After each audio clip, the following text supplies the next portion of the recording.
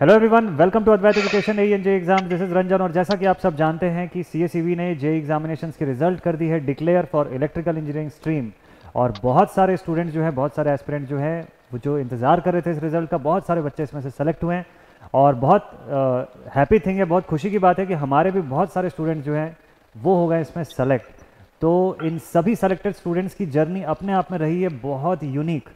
और इसी जर्नीज़ को, इन्हीं सब जर्नीज़ को आपके साथ लगातार शेयर किया जा रहा है। और इसी सीरीज़ में एक और ज़बरदस्त जर्नी जो है आपके साथ शेयर होगी डायरेक्टली फ्रॉम अभिषेक।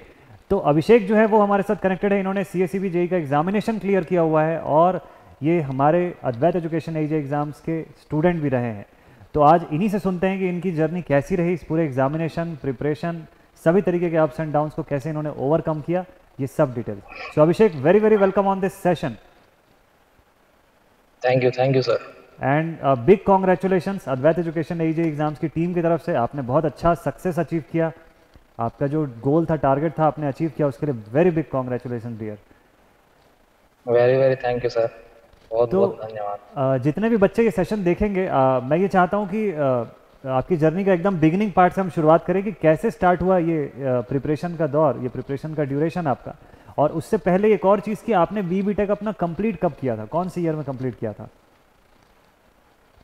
सर मेरा बीटेक तो 2021 में कंप्लीट हुआ था, जो लॉकडाउन के टाइम था। उसके बाद मैंने प्रिपरेशन तो मैं गेट का भी कर रहा था साथ ही साथ। तो नोटिस फिर सीएसईबी का जब आया सर, तो उसके बाद से फिर सीएसईबी का प्रिपरेशन मैं किया सर। अच्छा, तो सीएसईबी का जब नोटिस आया, सीएसईबी की आपने प्रिपरेशन करने का जब सोचा, तो आपके माइंड में क्या आया? आप क्योंकि सेल्फ प्रिपरेशन कर रहे थे पहले से, तो आपको क्या लगता है एक एस्पिरेंट जब ऐसे प्रिपरेशन करना शुरू करे तो बेटर क्या रहेगा उसके लिए? सेल्फ प्रिपरेशन पे आगे बढ़े या गाइडेड प्रिपरेशन किसी कोचिंग इंस्टीट्यूट के थ्रू? क्या बेटर लगा आपको?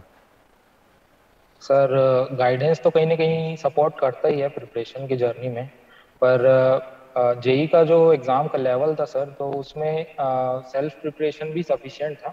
और जहाँ अपने अपने आप को इवेल्युएट करना ज़्यादा जरूरी है सर, कि आप इवेल्युएट कर लो खुद को कि आप किस लेवल पे हो। तो कुछ चीज़ें हैं जो जेई के लेवल की हैं, जो गेट से बहुत ही अलग है, थ्योरेटिकल चीज़ें हैं। तो वो सब चीज़ जैसे आपका स्ट्रांग नहीं है, तो आप कोचिंग भी ज्वाइन कर सकते हैं। Otherwise self preparation more than enough है सर। हाँ, क्योंकि आप एक गेट एग्जामिनेशन के एस्पिरेंट भी रह चुके हैं, तो हाँ आपको सर। कितना डिफरेंस लगता है? क्योंकि बहुत सारे बच्चे ऐसे हैं जो गेट के एग्जामिनेशन की तैयारी कर रहे हैं और एक डाउट के स्टेट में रहते हैं कि हम जेई में जाएं या ना जाएं। और कुछ बच्चे जो है उनका माइंडसेट रहता है कि भाई हम गेट की तैयारी कर रहे हैं, तो जो भी जेई का एग्जामिनेशन आएगा उसमें हमको प्रिपरेशन की ज़रूरत नहीं है, हम ऐसे ही क्लियर कर लेंगे। तो ये कितना सच है आपके अकॉर्डिंग, क्या लगता है आपको? सर जेई का जो एग्ज़ाम है और गेट का एग्ज़ाम है, दोनों अलग अलग एग्ज़ाम है। दोनों का जो पैटर्न है वो भी अलग है सर। जेई बेसिकली एक थियोरेटिकल एग्ज़ाम है और गेट है मोस्टली न्यूमेरिकल और आपके एप्टीट्यूड पे फोकस करते हैं। तो थियोरेटिकल अप्रोच के लिए सर जेई जेई के लिए अलग टाइप से पढ़ाई करनी पड़ती है, और गेट के लिए सर अलग ही टाइप से पढ़ाई करनी पड़ती है। तो वो डिफरेंस तो है ही सर। और उस डिफरेंस को ध्यान में रख के ही मैंने स्टार्ट किया था प्रिपरेशन, कि अब मेरे को गेट को साइड में रख के जेई के लिए फोकस करना है। ओके। तो अभिषेक, फिर इस दौरान आप कंटेंट वगैरह फॉलो करना शुरू किए, तो आप मोस्टली जो वीडियो लेक्चर जो देख रहे थे वो किस फॉर्मेट में देखना आपको ज़्यादा पसंद आया? लाइव के फॉर्म में आप देख रहे थे या रिकॉर्डेड फॉर्म में? सर मैं तो कोई भी सब्जेक्ट कंप्लीट होने का वेट करता था कि एक साथ मेरे पास सारी वीडियोस आ जाएं, जो भी सिलेबस की पूरी वीडियोस हैं। तो मैं एक साथ ही पूरा 1.5x में प्ले करके, जैसे मैं स्टार्ट किया कोई भी सब्जेक्ट, तो उसको पूरी कंप्लीट कर लेता था।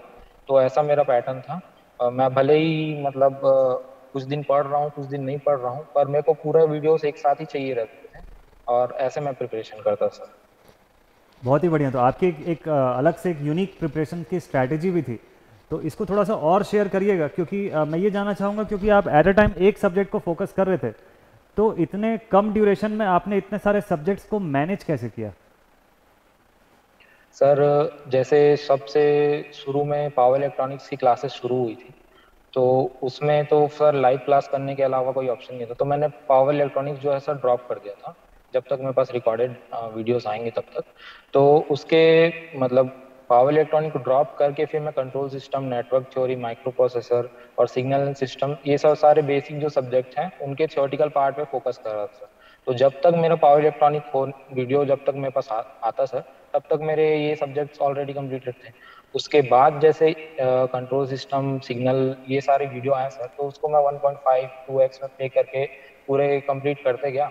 और जैसे मेरे को जहाँ पे लगता था सर कि बीच में यहाँ पे कुछ थ्योरेटिकल अप्रोच है, यहाँ पे कुछ थ्योरी में नया है, तो वहाँ पे मैं अपने टाइम के हिसाब से पॉज लेता था सर, वहाँ पे नोट डाउन भी करता था उन पॉइंट्स को, और उसके हिसाब से मैं नोट्स भी मेंटेन करके चलता था सर।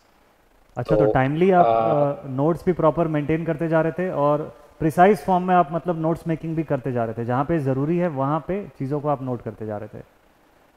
यस, नोट्स तो मेरे पास सफिशिएंट थे, मोर देन सफिशिएंट थे, पर एक पैटर्न का डिफरेंस था सर दोनों एग्जाम्स में। तो कहीं ना कहीं थ्योरेटिकल अप्रोच ज़्यादा जरूरी था इसमें न्यूमेरिकल एबिलिटी के अलावा। तो जहाँ पे भी थ्योरेटिकल ऐसे पोर्शन आता था सर, तो मैं एक एक पॉइंट टू द पॉइंट मैं उसको नोट करते चलता था। तो वही लास्ट में मेरे को रिवीजन के टाइम में भी काम आया। और क्वेश्चंस भी ऐसे, मतलब क्वेश्चंस का पैटर्न भी ऐसे था कि to the point theoretical answer ही था कि सेंटेंस ही कंप्लीट हो जा रहा है, ऐसे क्वेश्चन था सर। तो ये अप्रोच रहा। बहुत ही बढ़िया। तो आपने मतलब ये टाइम को भी बहुत प्रॉपरली मैनेज किया और आपका अप्रोच भी जो था वो बहुत डेडिकेटेड फॉर्म में था। तो मैं ये जानना चाहूँगा कि क्या आपने ये इस एग्जामिनेशन को अटेम्प्ट करने से पहले सारे के सारे subjects including tech, non tech, ये पूरा प्रॉपर कवर अप करके गए थे या कुछ सब्जेक्ट छोड़ के जाने की स्ट्रैटेजी भी रखा था आपने? सब्जेक्ट्स तो सर मैंने सारे ही कंप्लीट किए थे, बस मेरा जीएस पार्ट उतना स्ट्रांग नहीं था। तो मैं जीएस को एज ए ऑप्शनली लेके चल रहा था, उसको पूरा ही डिच करके चला था कि जो होगा देखा जाएगा। क्वेश्चंस ऐसे भी जो 20 नंबर नॉन टेक पार्ट में थे, तो उसमें मैं 15 मार्क्स का ही कैरी ऑन करके चल रहा था कि 5 मार्क्स मेरे को इधर उधर करने हैं, बाकी सारे मैं अटेम्प्ट करके ही आऊँगा ऐसे करके।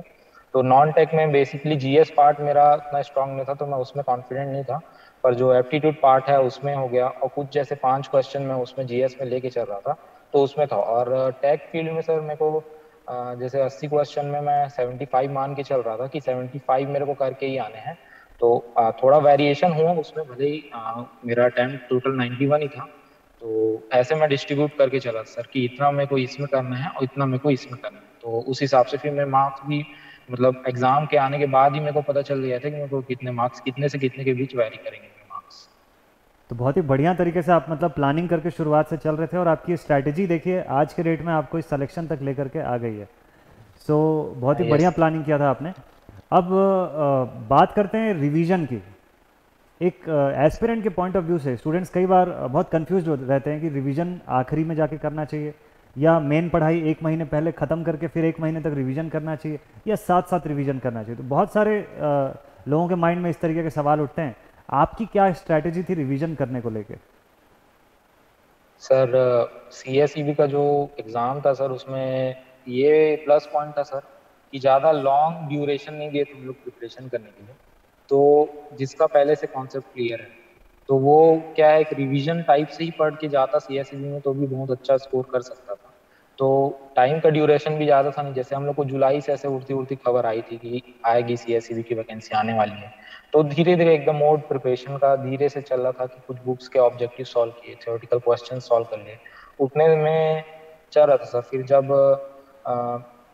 जब ऑफिशियली नोटिफिकेशन आया सर, तो उसके बाद फिर 1 डेढ़ महीने का जो टाइम था सर, उसमें मेरे को नहीं लगता रिवीजन की ज़्यादा जरूरत थी। जो बेसिक कॉन्सेप्ट्स हैं वही ज़्यादा काम आया सर मेरे हिसाब से। मैंने रिवीजन भी नहीं किया, मैं बस एक ही बार पढ़ा था, जो पढ़ा था उतना ही सफिशिएंट लगा सर मेरे को। तो जो भी कंटेंट आपने फॉलो किया उसको वन शॉट पूरे कंसंट्रेशन के साथ अच्छे फोकस से आपने कंप्लीट किया। अब बात यस करते सर, हैं। जैसे हाँ, तो अब बात करते हैं आपके एग्जामिनेशन वाले दिन के बारे में।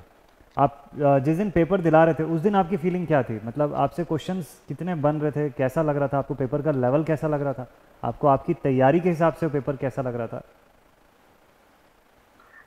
सर सीएसईबी का जो पेपर था उसके कुछ मॉक मैंने दे रखे थे, कुछ टेस्ट सीरीज भी, जैसे गेट एकेडमी का, और एक जो एकेडमी उनसे भी मैंने मॉक टेस्ट उसका ज्वाइन किया हुआ था। तो मैंने कुछ टेस्ट तो दिए थे, तो उससे ओवरऑल प्लस माइनस में मेरे को पता चल गया था कितने से कितने तक वैरी करेगा उसका रेंज।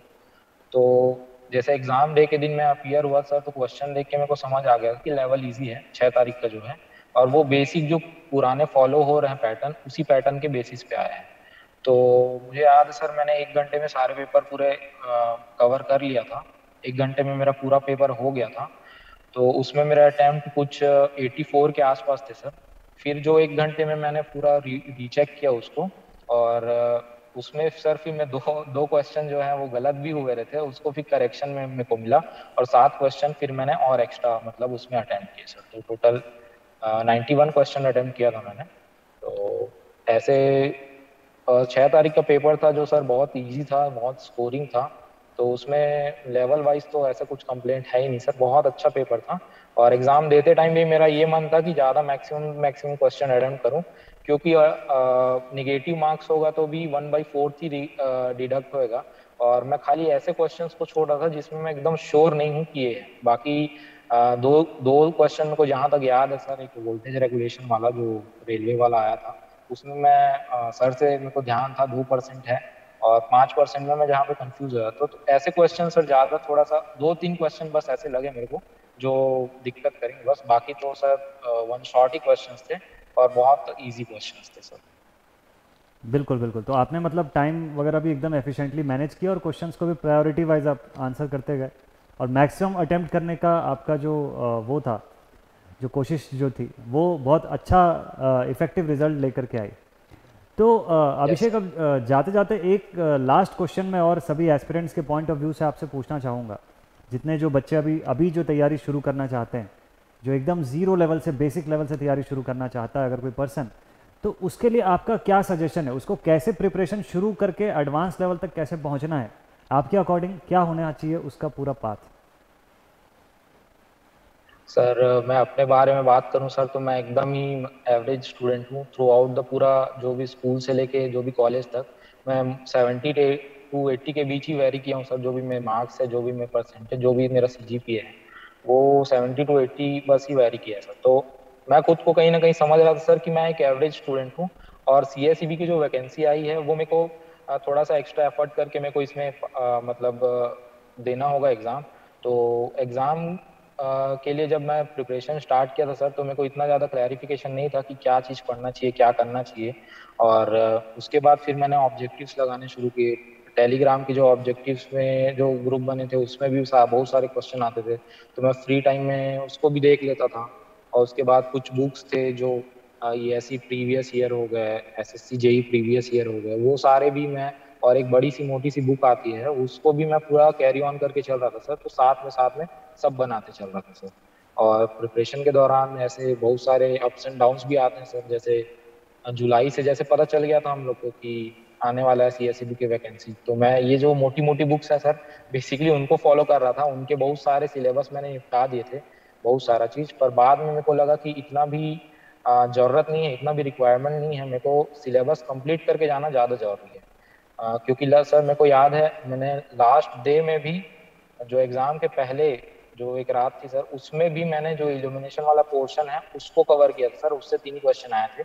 तो शुरू से अगर मेरी ये स्ट्रैटेजी रहती कि मेरे को सिलेबस कवर करते चलना है, तो मेरे को ज्यादा लगता है कि अभी जो मार्क्स है वो भी मोर देन सफिशिएंट है, पर उससे भी ज्यादा बेटर मैं परफॉर्म कर सकता था। और सर आने वाले जो भी स्टूडेंट है सर, तो मैं इतना बड़ा भी टॉपर नहीं हूँ कि मैं उनको सजेस्ट कर पाऊँ, पर मैं अपने साइड से सर एक चीज बोलूंगा कि लाइफ में बहुत सारी चीजें आती हैं सर। जैसे मेरे पापा जी का है सर, डायलिसिस है उनका, चलते रहता है हर अल्टरनेट डेज में, मेरे को उनको डायलिसिस पे लेके जाना पड़ता है। तो सर कंसिस्टेंसी कहीं ना कहीं मार खाती है सर। कितना भी आप कोशिश करें, बॉडी का रिक्वायरमेंट रहता है कि आप रेस्ट करें, उसके बाद ही आपको जो पढ़ाई की चीजें हैं वो ग्रैस्प होंगी। तो जैसे उनको किसी दिन मैं लेके गया हूँ हॉस्पिटल, तो मैं पूरा दिन दिन भर मैं हॉस्पिटल में रहता था सर। रात के 8 बजे मैं घर पहुंच रहा हूँ। तो ऐसे में सर पढ़ाई करने, मैं एवरेज स्टूडेंट सर, मैं कोई बड़ा ऐसे नहीं हूँ। तो मेरे को पता था कि आज मेरे से पढ़ाई नहीं हो पाएगी, उससे अच्छा है मैं रेस्ट करूँ। तो मैं रेस्ट करके फिर अगले दिन फ्रेश स्टार्ट करता था। उसके बाद सर जैसे नवंबर मिड में सर मेरा एक्सीडेंट भी हो गया था। तो मेरा लेफ्ट हैंड फ्रैक्चर हो गया था सर। तो बेसिकली जो नवंबर नवंबर का जो महीना था सर, वो तो ऐसे बीता कि मतलब बहुत वर्स्ट कंडीशन थी। मेरे को ये लग रहा था कि बस अब ये भी ड्रॉप कर देते हैं, गेट का प्लान भी ड्रॉप कर देते हैं, और अभी हो गया तो अब क्या है सर, वहाँ पे पीक चलते रहता है स्टूडेंट का, जो भी प्रिपरेशन करते रहता है उसका, नवंबर दिसंबर जनवरी। तो मैंने फिर मोस्टली वहाँ पे ऑब्जेक्टिव्स पे ही फोकस किया और मॉक टेस्ट फिर दिया सर। और फिर दिसंबर में जैसे ही नोटिस आया सर ऑफिशियली, तो मैं ज़्यादा फोकस किया कि अब ठीक है, हाथ हाथ भी टूट जाए तो क्या है, उसमें क्या ही होना है। तो ज़्यादा से ज़्यादा मैं पढ़ाई के लिए आउटपुट करता था सर। फिर उसके बाद मॉक्स दिए, जो भी है रिवीजन तो ऐसे किया नहीं, पर फिर भी एक जो छोटा नोट्स नोट्स में बनाया था, एक ही स्पाइरल बाइंडिंग में मैं पूरे सारे सब्जेक्ट्स कवर कर लिया था। तो उसको एक बार ऐसे ही देख लिया था सर, तो उसके बाद जाके सीधा एग्जाम में बैठ गया था। तो बस इतना ही है सर। तो इतने सारे टफ टाइम्स को ओवरकम करते हुए आप एग्जामिनेशन में बैठे, और आपका देखिए यही डिटर्मिनेशन जो है जिसकी वजह से आज आप सेलेक्ट हुए हैं, और इतने सारे लोगों के बीच में से उठ के आप एक सेलेक्टेड कैंडिडेट बने इस एग्जामिनेशन के लिए।